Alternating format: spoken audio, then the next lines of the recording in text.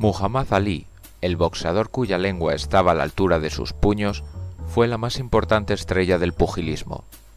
«Soy el más grande» fue su grito, un clamor que resonó por todo el mundo durante 2 décadas. La mezcla de la rapidez y la agilidad de un peso ligero con la constitución y la potencia de un peso pesado permitió que la carrera boxística de Ali abarcara 25 peleas por el título mundial y un reinado incontestado de 7 años en la cumbre. Ali fue un showman y un boxeador de increíble talento que puede reclamar el honor de ser considerado el mejor. El primer contacto de Muhammad Ali con el boxeo se produjo a los 12 años en su ciudad natal, Louisville, Kentucky, Estados Unidos. Nacido en 1942 e hijo de un afamado rotulista, le bautizaron Cassius Marcellus Clay y, a diferencia de otros boxeadores, no fue la pobreza lo que le empujó al cuadrilátero. El joven Cassius Clay disfrutó de una infancia confortable y su pertenencia más preciada fue una bicicleta. Cuando en una ocasión se la robaron, Clay denunció el hecho a un policía local. Este le aconsejó que, en vez de quejarse, ingresase en un gimnasio y aprendiera a luchar para defender lo suyo. Cassius Clay demostró rápidamente que poseía unas condiciones innatas para el deporte y empezó a hacerse un nombre. En alrededor de 200 combates de aficionado, en 5 categorías, ganó casi una docena de guantes de oro y títulos a nivel estatal y nacional. Su primer maestro, Joe Martin, remarcaba que el orgullo era su principal virtud. La incontinencia verbal del joven Cassius Clay le hizo ganarse el apodo de «el bocazas de Louisville», algo que a él le encantaba. De hecho, una parte de su estrategia consistía en insultar a sus rivales antes del combate y predecir, a menudo con poemas, cuándo iba a ganar la pelea. «La gente venía a verme con la esperanza de que alguien me cerrase la boca», comentó Clay, pero esto no sucedió muy a menudo. Con 18 años, Cassius Clay ganó la medalla de oro en los Juegos Olímpicos de Roma de 1960. Además de ser un boxeador con talento y un entusiasta competidor, su capacidad para dirigirse a las multitudes y excitarlas le granjeó un índice de popularidad inesperado para un novato. Había comenzado a funcionar la máquina de autobombo que le llevaría a ocupar un puesto en la cúspide del mundo del boxeo. Fue en los Juegos de Roma cuando Clay espetó al por entonces campeón del mundo de los pesos pesados Floyd Patterson, que estaba entre el público: «Algún día te voy a tumbar, porque yo soy el más grande». Cuando comenzó su carrera profesional, Clay parecía imparable. Tenía el físico idóneo para un peso pesado, 91 kilos, 1,90 m de estatura, una musculatura perfecta. Clay era muy ágil para lo que se estilaba y había desarrollado un juego de piernas que mareaba a sus oponentes. Aunque nunca fue un pegador nato, podía conectar poderosas series de golpes.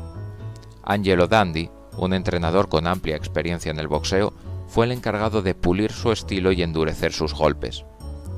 Después de una serie de victorias sobre púgiles más experimentados, todo el mundo empezó a tomar a Clay en serio, sobre todo después de que derrotara al británico Henry Cooper en Londres.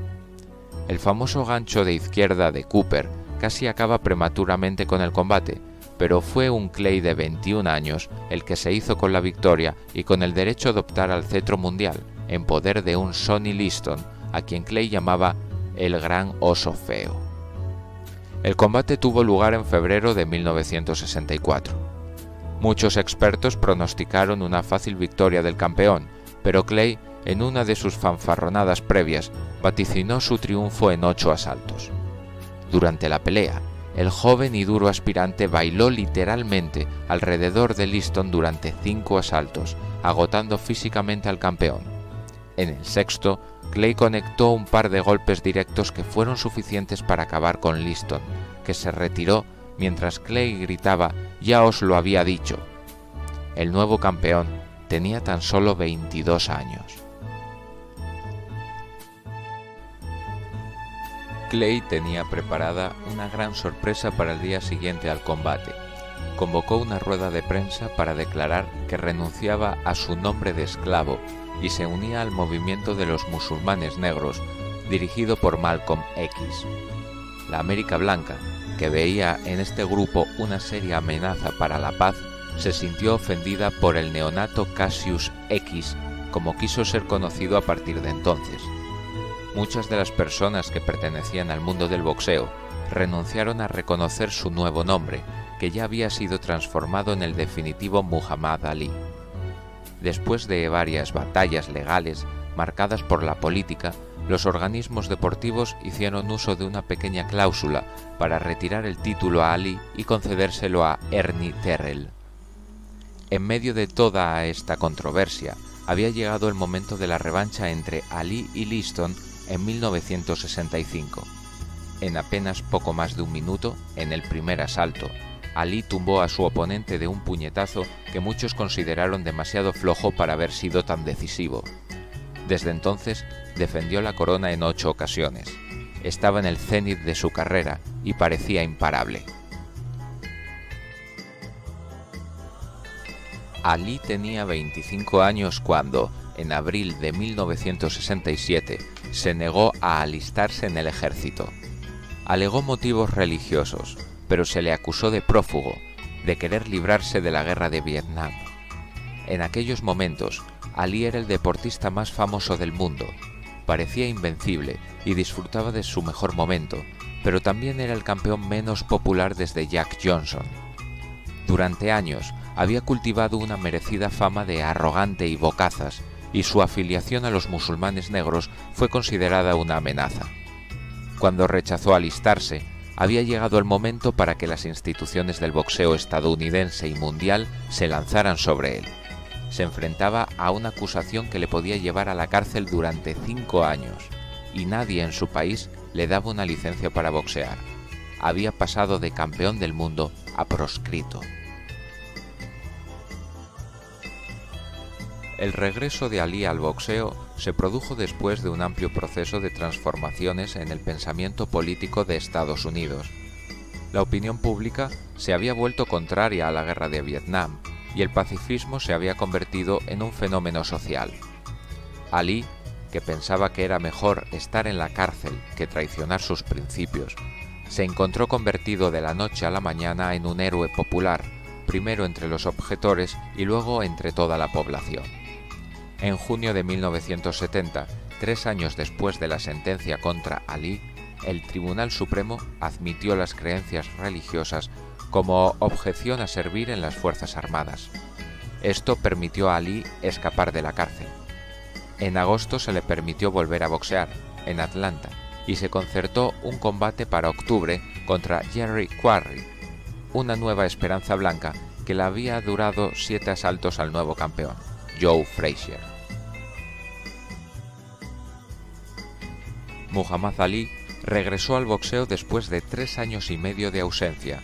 Para muchos era demasiado tiempo para que tuviera serias posibilidades de volver a luchar por el título mundial. Antes de ganarse el derecho a luchar contra el vigente campeón, Joe Frazier, Ali tenía que probar que su prolongada ausencia del boxeo profesional no había reducido sus habilidades. Jerry Quarry, que había puesto en apuros a Jimmy Ellis y al mismo Frazier, podía ser una buena piedra de toque. En el primer asalto, Ali permitió que Quarry le llevara contra las cuerdas. En el tercero consiguió abrir una brecha encima de una ceja de Quarry. La herida comenzó a sangrar, no hubo manera de detener la hemorragia, y el combate se detuvo con victoria de Ali por KO.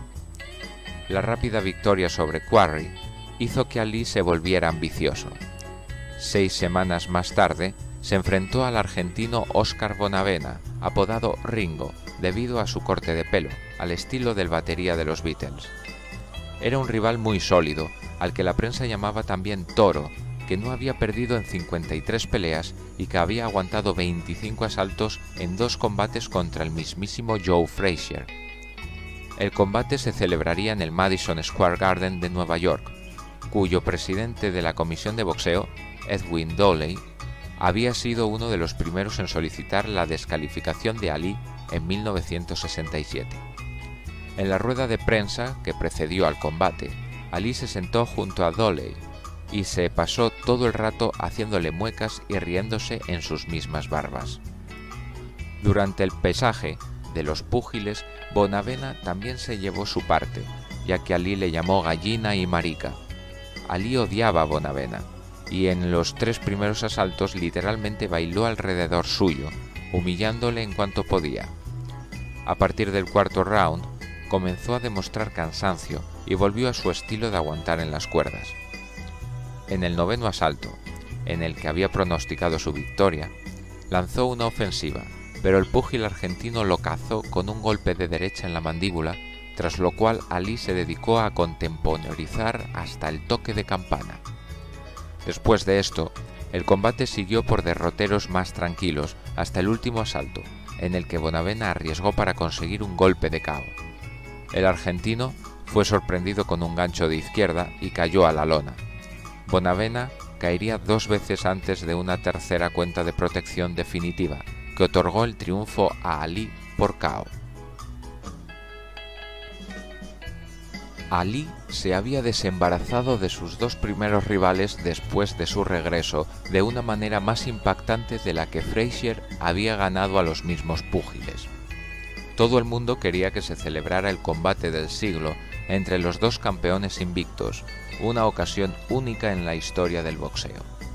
Tan pronto como se llegó a un acuerdo para el combate, el 8 de marzo de 1971 en el Madison Square Garden de Nueva York, Ali comenzó su campaña de desprestigio contra Frazier. Sus comentarios buscaban herir a un Frazier que, mucho menos ocurrente, comenzó a anidar un fuerte resentimiento contra un Ali que había insistido desde su destierro que él era el verdadero campeón, el campeón del pueblo, y ahora le tocaba demostrarlo. En los 2 primeros asaltos, Ali volvió a deslumbrar, pero entonces invitó a Frazier a atacarle en las cuerdas.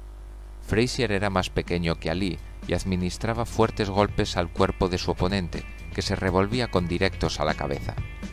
Parecía que Ali se protegía bien hasta que, en el 11.º asalto, Frazier abrió su defensa con un gancho a la mandíbula. A partir de ese momento, Ali pasó a la defensiva. En el último asalto, Frazier volvió a conectar un potente gancho y Ali cayó, mereciendo una cuenta de protección. Ese golpe hizo que Frazier ganara el combate por decisión unánime del jurado. Los 2 boxeadores se habían castigado de una manera terrible y necesitaron cuidados médicos en un hospital. La mejilla de Ali estaba destrozada y su cadera tan castigada por los golpes de Frazier en las cuerdas que casi no podía andar. También en la derrota, Ali supo mostrarse como una persona sin límites. Se compró un coche al que puso matrículas chapadas en oro y comenzó a ganarse la simpatía y la admiración de muchos que hasta ese momento le habían odiado. La carrera de Ali estaba lejos de su final. 3 meses después de caer ante Joe Frazier, el Tribunal Supremo de Estados Unidos cerró definitivamente su caso y antes de acabar el año había ganado por KO a Jimmy Ellis y por decisión a Buster Mathis. En los siguientes 2 años, Ali se enfrentó a boxeadores sin demasiado cartel, pero esas peleas le ayudaron a hacerse famoso en todo el mundo. Derrotó a Junger Blin en Zúrich, a Mac Foster en Tokio, a George Chuvalo en Vancouver, de nuevo a Jerry Quarry en Las Vegas, a Al Blue Lewis en Dublín, a Floyd Patterson en Nueva York, a Bob Foster en Nevada y al húngaro Joe Buckner en Las Vegas. Entre diciembre de 1971 y febrero de 1973, Ali había permanecido invicto, pero su segunda derrota estaba a la vuelta de la esquina y vino de la mano de un desconocido. Ken Norton, un exmarine de poderosos músculos, había entrado entre los mejores pesos pesados sin derrotar a nadie conocido. Ali lo subestimó y Norton, con la ayuda del entrenador Eddie Futch, de un hipnotizador y de una buena dosis de suerte, supo aprovechar su oportunidad. En un momento del primer asalto, Ali abrió la boca para decirle algo, probablemente ofensivo, a Norton, cuando éste le sacudió con tal fuerza que le rompió la mandíbula, aunque nadie se percató de ello en los primeros asaltos. Ali insistió en seguir peleando, con la que luego resultó ser una fisura ósea de 6 milímetros, arriesgándose a sufrir un castigo mucho más severo. Su coraje fue en vano. Después de 12 asaltos, Norton ganó a los puntos. Esta lesión parecía el final definitivo a una carrera extraordinaria, de la misma forma que Joe Frazier había perdido de manera sorprendente el título mundial ante George Foreman. Se imponía un cambio generacional, pero no se tuvieron en cuenta las ganas de Ali de vengarse de Norton y Frazier y destrozar a Foreman para volver a ser campeón del mundo. En menos de 6 meses, Ali consiguió su primer objetivo, superar a Norton en una disputada pelea en Inglewood, California. La juventud y fuerza de Norton se impusieron sobre Ali hasta que, en el último asalto, un feroz ataque de este le permitió ganar el combate a los puntos. A pesar de quedar decepcionado por la forma en que había derrotado a Norton, Ali no tuvo tiempo para pararse a pensar. 6 semanas más tarde se desplazaba a Yakarta, Indonesia, para vencer al holandés Rudy Lubbers ante 5.000 aficionados. El siguiente compromiso de Ali era el más importante de los últimos 3 años, la revancha con Joe Frazier. El combate tuvo lugar el 28 de enero de 1974 en el Madison Square Garden de Nueva York. De sus 3 enfrentamientos, este fue el más desigual. Frazier solo opuso una breve resistencia en el 8º asalto, y Ali ganó con una clara demostración de clase. 9 meses más tarde, llegaba el turno de George Foreman. Muhammad Ali tenía una segunda oportunidad para recuperar el título que el ejército y las autoridades deportivas le habían arrebatado.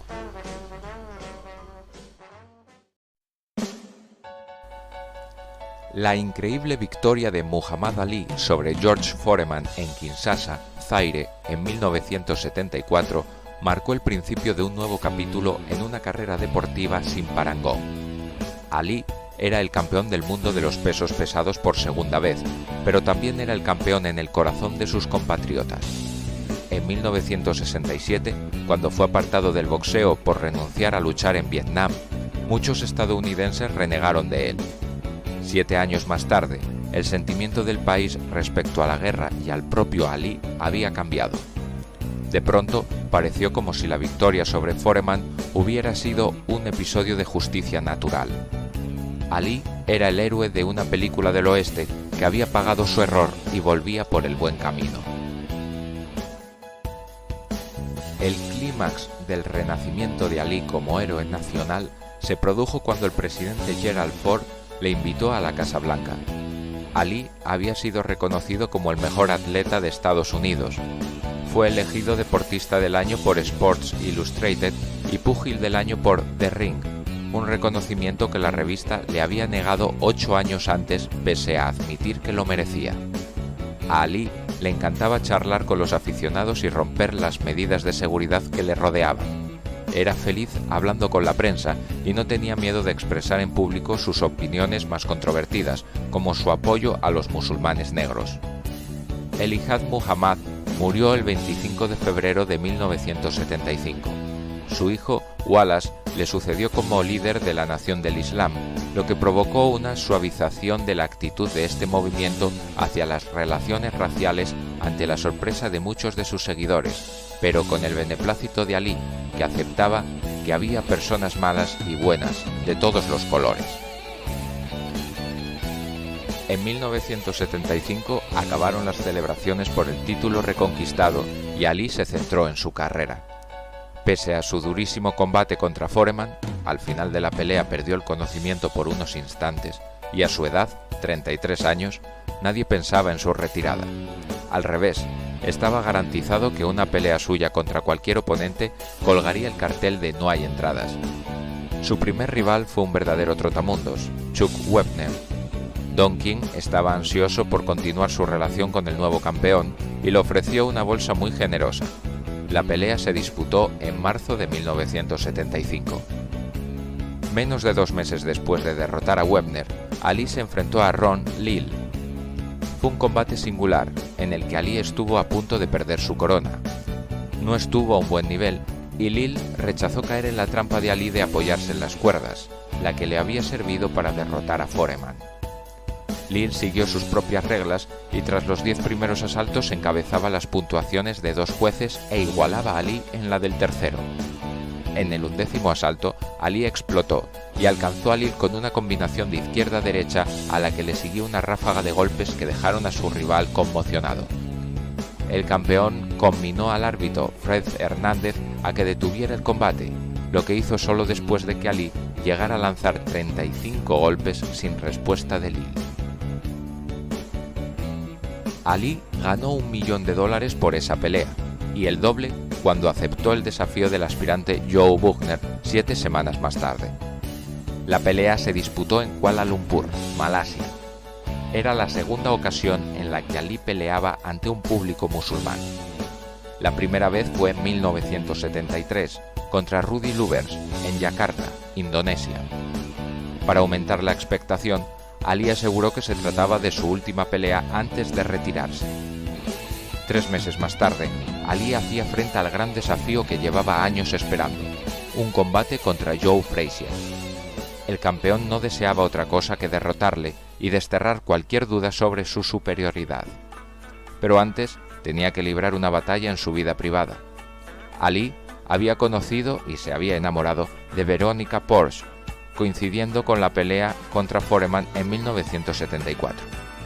Veronica se convirtió en una persona más del entorno del campeón, pero la segunda esposa de Ali, Belinda, no renunció en ningún momento a defender sus derechos conyugales. En Manila, donde se disputó el combate contra Frazier, Ali llevó a Verónica a una recepción oficial del presidente Marcos. Este se refirió en términos elogiosos a la belleza de la esposa de Ali delante de los periodistas.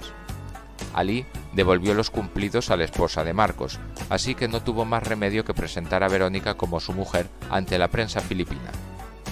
Newsweek publicó la historia en Estados Unidos y toda la prensa se hizo eco de ella. Ali se vio obligado a reconocer su infidelidad, un secreto a voces que nadie había publicado hasta entonces. Belinda cogió un avión a Manila, se presentó en el hotel de Ali y protagonizó una escena de celos con insultos y lanzamiento de objetos. Después se metió en el primer avión de vuelta a casa. Este episodio perjudicó la imagen de Ali como modelo a imitar por los seguidores de la Nación del Islam. El entorno de Frazier confiaba en que esta historia afectara la preparación de Ali, pero el campeón rara vez se dejaba influir por cuestiones ajenas al boxeo. Pensaba que lo que hacía era lo correcto y no iba a cambiar de opinión ahora. Frazier siempre había sido un duro rival para Ali. Sus ataques implacables y su devastador gancho de izquierda le convertían en un boxeador mucho más difícil de batir que un pegador nato pero limitado como Foreman. También había cuestiones personales de por medio. Durante una conferencia de prensa, Ali llamó gorila a Frazier, una forma de cuadrar una de sus famosas poesías que dedicaba a sus rivales. Será impresionante cuando destroce al gorila en Manila. Ali hizo como si aporreara al gorila para demostrar cuál iba a ser el destino de Frazier. Este prefirió dejar todas sus energías para el ring. Su única obsesión era destruir a Ali. El deseo de victoria y venganza de los dos boxeadores hizo de este combate uno de los mejores de la historia. El combate se libró el 1 de octubre de 1975. Ali era el favorito, pues parecía en mejor forma que Frazier.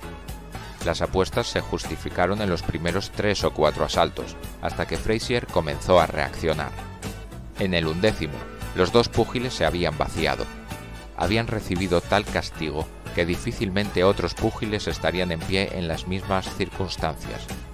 Para colmo, el aire acondicionado del pabellón se estropeó, lo que acentuó la sensación de bochorno. Nadie sabe aún cómo, pero Ali sacó fuerzas de algún sitio y fue capaz de volver al ataque en los asaltos 12, 13 y 14. Su ofensiva fue tal que obligó a Eddie Fuch, entrenador de Frazier, a retirar a su pupilo. Ali había estado a un paso del fácil para su siguiente pelea. El adversario escogido fue el belga Jean-Pierre Kaufmann, un luchador desconocido cuyo negocio eran las figuras religiosas. Durante la preparación del combate, dio la impresión de que dedicaría una figurita a Ali, de tanto respeto que mostraba hacia el campeón. A Koopman se le bautizó como el León de Flandes para ayudar a vender entradas, pero su falta de clase hizo que muchas de sus sesiones de entrenamiento se realizaran a puerta cerrada, para que no decayera la expectación por la pelea. Al final, se agotaron las entradas para el combate, y Ali consiguió una fácil victoria por KO en el quinto asalto. 7 meses después de su épico combate contra Joe Frazier, Ali afrontó otra pelea teóricamente fácil contra Jimmy Young, un púgil de 28 años. La pelea fue calificada por Angelo Dundee como el peor combate de Ali en toda su carrera. El campeón subió al ring con 104 kilos, su mayor peso hasta la fecha, y estuvo lento y sin chispa, fallando muchos golpes. Por suerte para él, Young era peor, y Ali cosechó una victoria por decisión unánime a los puntos. 3 semanas más tarde, Ali viajó hasta Múnich para medirse con el campeón británico Richard Dunne. Este trató de plantar cara, pero fue derribado 5 veces antes del golpe de gracia en el quinto asalto. Dunne ostenta el dudoso honor de haber sido el último púgil a quien Ali envió a la lona en un combate. En junio de 1976, Ali disputó su pelea más absurda cuando se enfrentó en Tokio a Anthony Inoki, profesional de la lucha libre. Como se explica en el libro de Thomas Hauser, Muhammad Ali, su vida y su época, la idea original del promotor Bob Arum era la de arreglar el resultado del enfrentamiento. Ali tenía que golpear a Inoki hasta que éste sangrara abundantemente y pedir entonces al árbitro que detuviera el combate. Sería el momento escogido por Inoki para agarrar a Ali, lanzarlo contra la lona, inmovilizarlo y hacerse con el triunfo. Ali quedaría con el honor intacto y con $6 millones más en su cuenta corriente. Ali rechazó amañar el combate. Inoki se dedicó a golpear las piernas del campeón y este a lanzar una serie de golpes sin demasiado peligro. El combate se saldó con un nulo que satisfizo a los dos luchadores. Tras la pelea, Ali fue trasladado a un hospital para ser atendido de coágulos de sangre en las piernas. El primer combate de Ali tras la farsa ante Inoki fue una pelea de verdad, el tercer encuentro con Ken Norton, el único boxeador junto a Frazier que le había derrotado. Ali se tomó el combate completamente en serio y llegó en buena forma, pero el campeón ya estaba en su decadencia. Tras los primeros 8 asaltos, Norton controlaba el combate. O Ali hacía algo rápido o perdía el título. Una vez más, el campeón evitó la derrota gracias a su coraje. Ali volvió a pelear, a conectar sus directos y a moverse sobre el ring con rapidez. Antes del último asalto había igualado la puntuación de 2 jueces. Incluso los amigos de Ali se daban cuenta de que a sus 34 años estaba agotando sus últimas dosis de talento. Sus problemas domésticos le pasaban factura. Belinda solicitó el divorcio un mes antes de la pelea, divorcio que se hizo efectivo antes del siguiente combate. Ali estaba viviendo con Verónica Porsche, que le había dado una hija. El siguiente rival de Ali volvió a ser asequible, el hispano-uruguayo Alfredo Evangelista, que tenía tan solo 19 meses de experiencia en el campo profesional. La gran sorpresa fue que Ali fue incapaz de derribar a Evangelista. Se conformó con una amplia, aunque triste, victoria a los puntos. Los rumores sobre la retirada de Ali se multiplicaron tras este decepcionante combate, pero el campeón no pudo rechazar una oferta muy generosa: un duelo contra el formidable pegador Ernie Savers en el Madison Square Garden. Savers era 3 años más joven que Ali y había ganado 54 de sus 60 peleas. Lo más impresionante era que 52 de sus victorias habían sido por KO, 20 de ellas en el primer asalto.